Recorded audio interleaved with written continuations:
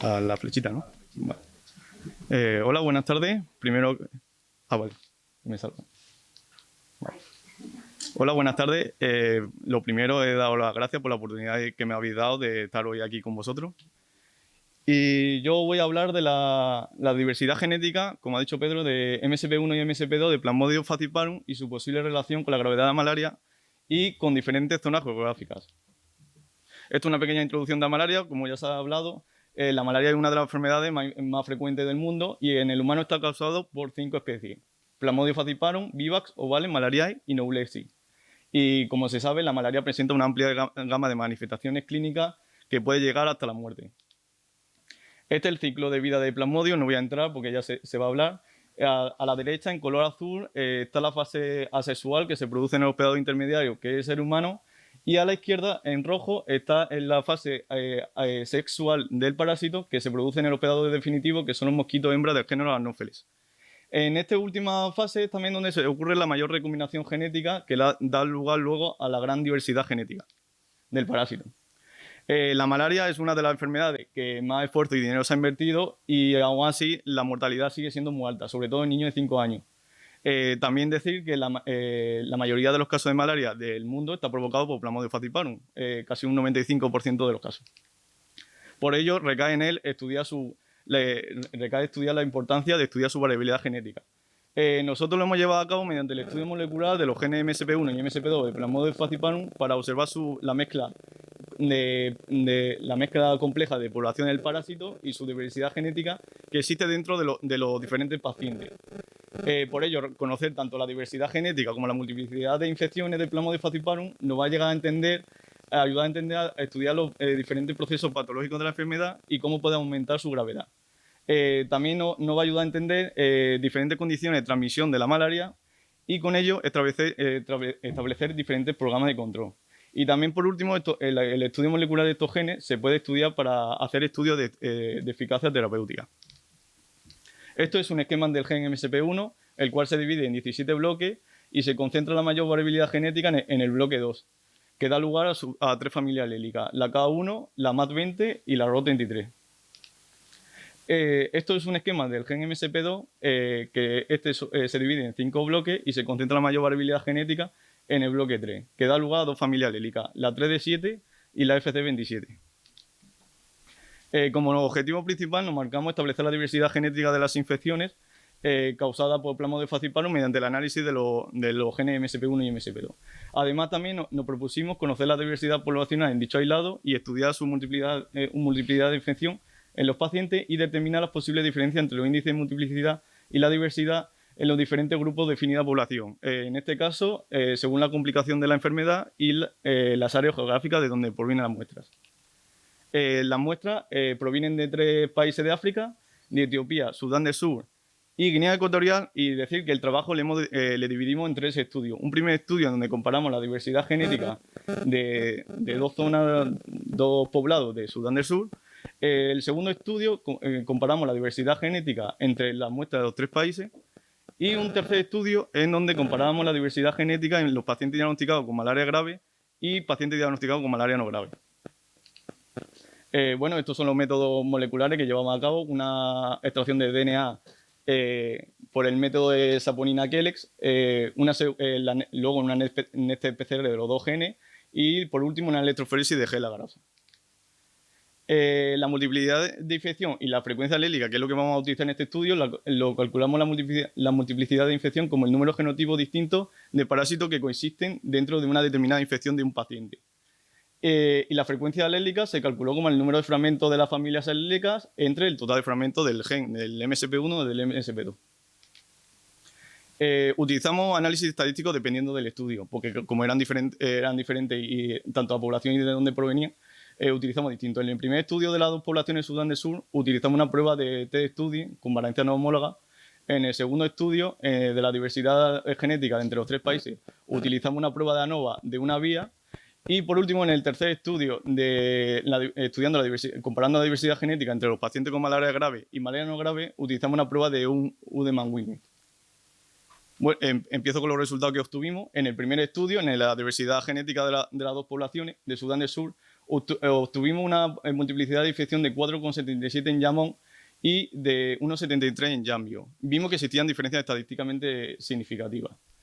La gran diferencia que obtuvimos en las dos poblaciones puede ser porque en Yamón existe una mayor actividad anofilínica.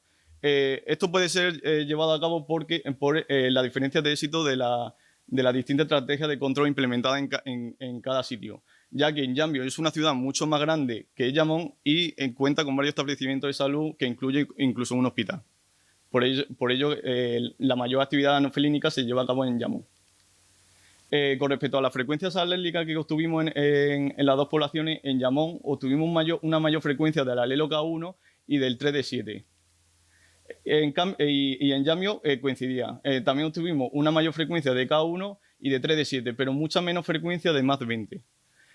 La similitud entre las frecuencias alélicas que encontramos en los dos sitios puede ser porque existan muy pocas distancias geográficas y las características climáticas son muy similares en las dos zonas. La diferencia significativa que encontramos en más 20, que era bastante grande, puede ser porque debido a la pequeña diferencia del tamaño de la población o en los controles de prevención llevados a cabo en las dos zonas o incluso en el microclima que existe en cada poblado. Con respecto al segundo estudio, el de comparando la diversidad genética de los tres países, vimos que existía una multiplicidad de infección de 3,24 en Sudán del Sur, de 3,20 en Guinea Ecuatorial y de 2,9 en Etiopía. A través de la prueba de ANOVA vimos que no existían diferencias estadísticamente significativas. Esto puede ser que no existan diferencias estadísticamente significativas porque tanto en Sudán del Sur como en Etiopía existe una malaria estacional. Es decir, que la malaria se transmite durante todo el año, durante la época de lluvia. Y en cambio en Guinea Ecuatorial sufre una transmisión perioanual. Es decir, que la malaria se transmite durante todo el año con ligeros picos de mayor transmisión durante las estaciones de lluvia. Con respecto a la frecuencia alélica que obtuvimos, fue mayor frecuencia en Sudán del Sur de K1 y de 3D7. En Guinea Ecuatorial encontramos mayor frecuencia del alelo más 20 y del 3D7. Y por último, en Etiopía coincide con Guinea Ecuatorial y encontramos mayor frecuencia de más 20 con 3D7. Esta frecuencia alélica que obtuvimos concuerda con otros estudios realizados cerca de la misma zona, tanto en Etiopía como en Sudán del Sur. La diferencia en el gen MSP1 es que en Sudán del Sur hay mayor frecuencia de K1 y en Etiopía de más 20. Esto podríamos llegar a decir que podríamos llegar a asociar el alelo K1 a Sudán del Sur y el alelo más 20 a Etiopía, ya que en el MSP2 coincide el mismo alelo. Esto podría ser un dato importante para conocer mejor la distribución de la malaria, de Plasmodium falciparum en este caso, y la transmisión. Y con ello podríamos utilizarlo, este dato, para elaborar distintos controles de la enfermedad. Por último, el tercer estudio que realizamos, comparando la diversidad genética en pacientes con malaria grave y malaria no grave, obtuvimos una mayor multiplicidad de infección en malaria no complicada, con 2,40, comparando con los pacientes de malaria complicada, que era un MOI de 2,04. Vimos que existían diferencias estadísticamente significativas. Vimos que en los pacientes con malaria no complicada se observa una multiplicidad de infección mayor que en los pacientes con una malaria más grave que los demás. Estos resultados que obtuvimos concuerdan con nuestro estudio realizado tanto en Senegal como en Nigeria. Pero otros estudios que se realizaron en Ghana, Gabón, Sudán del Sur y Madagascar vieron que existía un MOI muy similar entre los pacientes con malaria grave y malaria no grave. Por otro lado, en India y Uganda vieron otro resultado contrario, que una infección multiclonal mayor está siempre asociada a una malaria más complicada. Con respecto a las frecuencias alélicas, en los pacientes diagnosticados con malaria complicada vimos una mayor frecuencia del K1 y del FC27. Y en los pacientes diagnosticados con malaria no complicada vimos una mayor frecuencia del RO33 y del 3D7. Estos resultados también concuerdan con otros estudios realizados en las mismas zonas, por lo que podríamos llegar a también asociar una mayor prevalencia de los alelos RO33 y 3D7 a una malaria con menos complicaciones.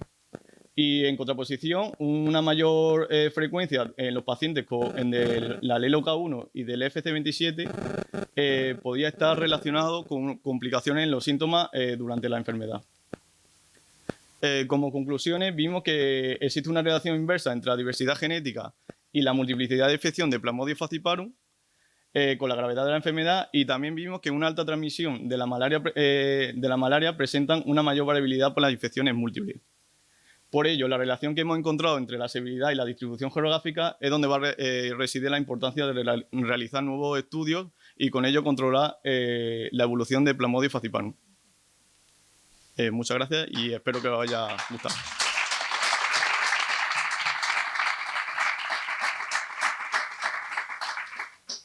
¿Pregunta?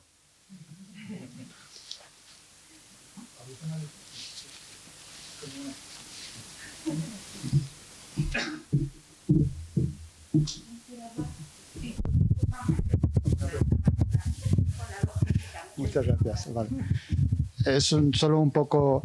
¿Habéis pensado ir un poco más allá y profundizar en el tipo de alelo en cada caso? O sea, los subalelos dentro del 3D7 o del FC27 sí, a través del tamaño y si hay más correlación en ese sentido hacia malaria o no, malaria severa o malaria no severa.